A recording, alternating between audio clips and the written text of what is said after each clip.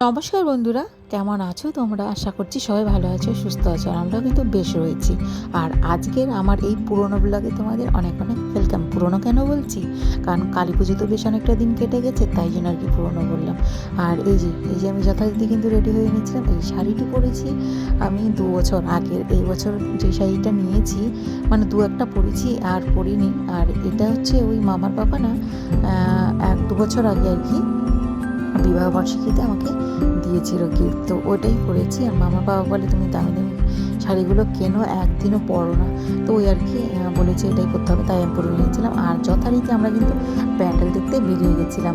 আর তারপর বাড়ির আশেপাশে কয়েকটা প্যান্ডেল দেখে আমরা চলে এসেছিলাম এই যে বড় মার এখানে, বড় মার দর্শন করবো বলে। আর জানি না কোনো দিন নৈহাটি গিয়ে দর্শন করতে পারবো কিনা বড় মাকে।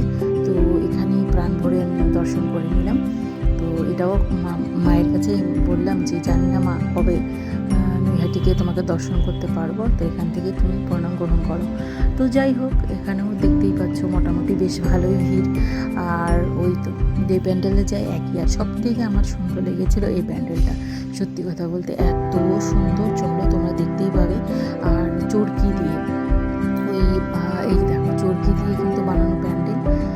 ওই মেলা খেলায় পাওয়া যায় না চরকিগুলো, বাচ্চারা কিনে থাকে, আমরাও ছোটোবেলায় অনেক কিনেছি। তো ওই সব দিয়ে আর কি দেখতেই পাচ্ছ তোমরা ওই পুরো ওপরটা জুড়ে কিন্তু মানে চরকিগুলো লাগিয়েছে। ভীষণ মানে কালারফুল একটা প্যান্ডেল, আর দেখতেও খুবই সুন্দর লাগছে। তো ওই আর কি এখানে এসেছিলাম। আর প্রতিমাটাও কিন্তু খুবই সুন্দর করেছিল, যেন তো দেখতেই পাবে। চলো জুম করে দেখাই। এই যে দেখো, খুব মিষ্টি একটা প্রতিমা। তো এই যে দেখো, ঘুরিয়ে দেখিয়ে দিই তোমাদের। তারপরে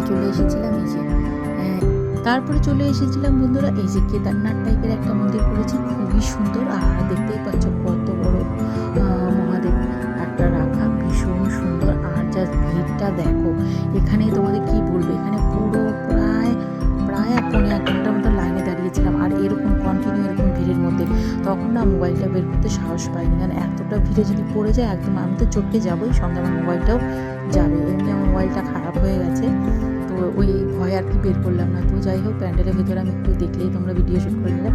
আর এই যে প্রতিমাটা যা হয়েছে না, মানে দারুণ সুন্দর, হেভি হয়েছে। তো এই দিকে আবার চলে এলাম আরেকটা প্যান্ডেলে। আর এই প্যান্ডেলটা হচ্ছে মাটির জিনিস দিয়ে সব বানানো, দেখো ইট দেখলেই তোমরা। আর মাটির সব আসবাবপত্র দিয়ে আর কি প্যান্ডেলটা গড়া। তো বেশ ভালো হয়েছে প্যান্ডেলটা। তো এটাই দেখছিলাম আর কি।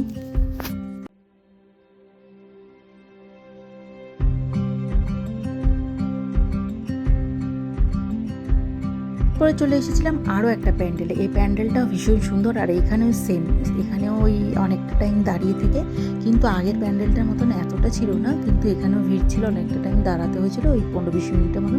তারপরে আর কি আমরা এই দেখতেই পাচ্ছ আস্তে আস্তে ভেতরে ঢুকছি।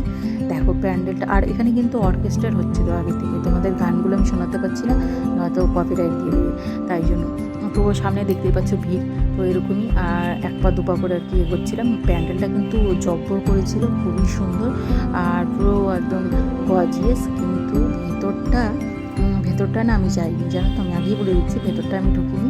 কারণ পুরো জায়গাটা দেখলাম, বেশ ভালো লাগলো। ভেতরের জায়গাটা মানে মা যেখানে কালীমা বসেছিল আর কি, প্রতিমাটাও বেশ ভালোই করেছিল, কিন্তু তার আশেপাশে আমার অতটা ভালো লাগলো। আমি ধাক্কামধাক্কি করে আর কি ভেতরে ঢুকিনি। তারপরে বাড়িতে যাওয়ার পথে এই যে খুব কিউট একটা কালী, খুব সুন্দর। তো আমি আর কি সামনে যাচ্ছিলাম না, কারণ আমার হচ্ছিল পিরিয়ডের মাত্র 2 days, তাই জন্য আর কি আমি দূরে থেকে ক্যামেরাগুলো করেছিলাম, ভিডিওগুলো আর কি নিয়েছিলাম। তো ওই যে বাড়ি ফেরার পালা ছিল, তো আমরা যাচ্ছিলাম বাড়িতে। আর তখন রাত্রি বেজেছিল ধরো ওই 3:30 মতন আর কি। তো ওই আর কি। তো বন্ধুরা, ভিডিওটা কেমন লাগলো, ভালো লাগলে লাইক কমেন্ট করে দিও। আর যারা এখনও পর্যন্ত সাবস্ক্রাইব করেনি ঝটপট করে নাও। তো সবাই সুস্থ থেকো, ভালো থেকো, টাটা।